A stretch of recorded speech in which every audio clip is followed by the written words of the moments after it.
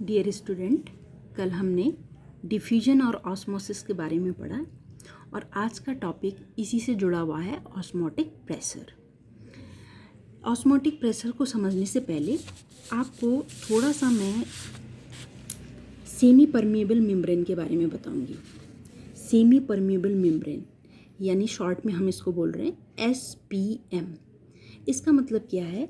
Semi permeable membrane एक membrane होती है जो सॉल्वेंट के मॉलिक्यूल्स को तो आर पार जाने देती है, लेकिन सॉल्यूट के मॉलिक्यूल को रोक देती है। तो ये जो मेम्ब्रेन है जो सॉल्यूट के कणों को रोक देगी, सॉल्यूट पार्टिकल्स को रोक लेगी, सॉल्वेंट पार्टिकल्स को जाने देगी, उसे हम कहते हैं सेमी परमिएबल मेम्ब्रेन। अब ये कई तरह की होती हैं, जैसे vegetable membrane, copper ferrocyanide, cellophane या पर्चमेंट पेपर। ये इसके एग्जाम्पल हो गए सेमी परमिएबल मेम्ब्रेन के, जिसमें से वेजिटेबल मेम्ब्रेन यानी कि जैसे सेल्स में आपने सुना होगा सेल्स, तो सेल्स की जो मेम्ब्रेन होती है वो भी सेमी परमिएबल मेम्ब्रेन होती है। तो ये वाली जो मेम्ब्रेन होगी वो नेचुरल मेम्ब्रेन है, जबकि ये बाकी की तीन जो मेम्ब्रेन है वो आर्टिफिशियल मेम्ब्रेन है। ठीक है, अब हम आते हैं ऑस्मोटिक प्रेशर पे। सपोज हम यहाँ पे हमने एक सॉल्वेंट लिया हुआ है और इस तरफ हमने सॉल्यूशन लिया हुआ है। सॉल्वेंट डाइल्यूट है, सॉल्यूशन कंसंट्रेट है।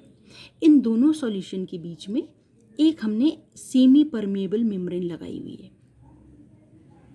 तो जब भी सॉल्वेंट और सॉल्यूशन के बीच में सेमी परमिएबल मेम्ब्रेन लगती है तो ऑस्मोसिस की प्रोसेस शुरू हो जाती है।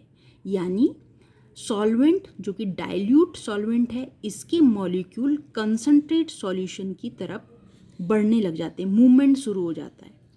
अब डाइल्यूट मॉलिक्यूल्स का मूवमेंट कंसंट्रेट सॉल्यूशन की तरफ जब चलेगा तो यहाँ के जो मॉलिक्यूल हैं वो एक प्रेशर करने लग जाएंगे बाहर की तरफ, यानी ये सॉल्यूशन का लेवल बढ़ जाएगा और सॉल्यूशन का लेवल बढ़ने से ये बाहर को निकलने लगेगा। अब सपोज यहाँ इसका लेवल बढ़ गया और इसे हमें पुराने लेवल पे वापस लाना है, यानी जितने सॉल्वेंट के मॉलिक्यूल्स यहाँ आए थे उन्हें हमें आने से रोकना है। तो उसके लिए हम एक प्रेशर यहाँ पे लगाते हैं, ये पिस्टन है और इस पिस्टन से हम एक प्रेशर अप्लाई करते हैं जिससे कि ये सॉल्वेंट के मॉलिक्यूल्स को आने से रोकता है। तो जितना प्रेशर हम इसमें अप्लाई करते हैं वो प्रेशर कहलाता है ऑस्मोटिक प्रेशर। तो डेफिनेशन हम इस तरह की बना सकते हैं कि the minimum excess pressure applied on solution to prevent entry of solvent through semi permeable membrane. तो ये हो गया आपका ऑस्मोटिक प्रेशर। अब देखिए इसमें नेक्स्ट आ जाता है कि जितना हम प्रेशर प्रोपोर्शनल टू C, जितना हम प्रेशर लगा रहे हैं, जितना ज़्यादा प्रेशर होगा उतनी ज़्यादा कंसंट्रेशन होगी, या ये कह सकते हैं कंसंट्रेशन जितनी ज़्यादा है उतना ज़्यादा प्रेशर अप्लाई करना पड़ता है।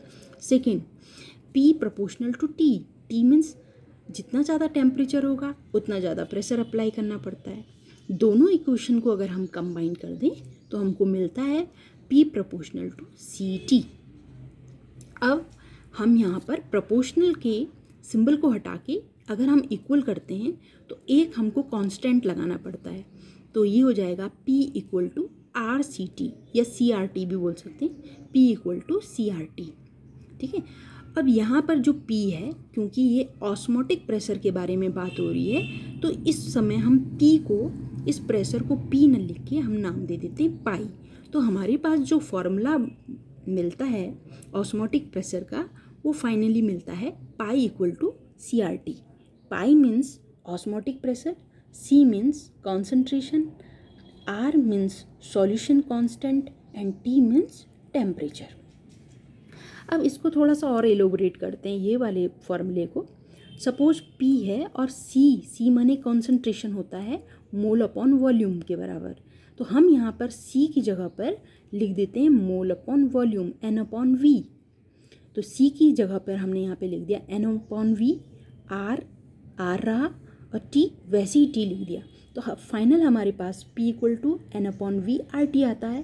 क्रॉस मल्टीप्लिकेशन में V क्या हो जाता है, P के साथ आ जाता है, तो हमारे पास फाइनली एक फॉर्मूला हमको मिलता है PV इक्वल टू NRT।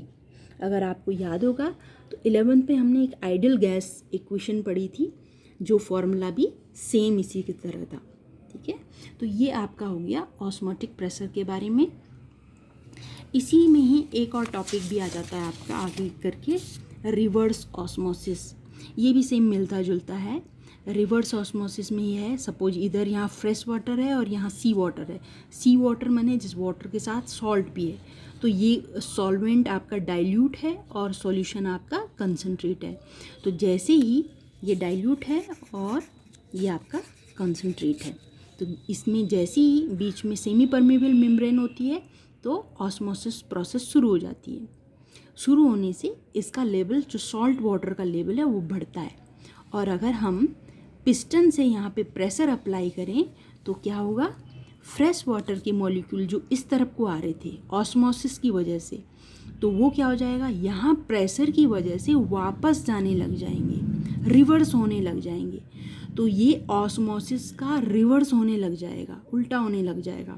तो इस प्रोसेस को हम बोलते हैं रिवर्स ऑस्मोसिस। जैसे हम देख रहे हैं, रिवर्स ऑस्मोसिस जब प्रोसेस होती है तो हमें फ्रेश वाटर मिलता है, क्योंकि ये फ्रेश वाटर, इधर मॉलिक्यूल इधर ज़्यादा बढ़ते हैं तो फ्रेश वाटर मिल जाता है। तो यहीं पे हम यहाँ पे शो किया हुआ है डिसेलिनेशन ऑफ सी वाटर, जो कि एग्जाम्पल है रिवर्स ऑस्मोसिस का।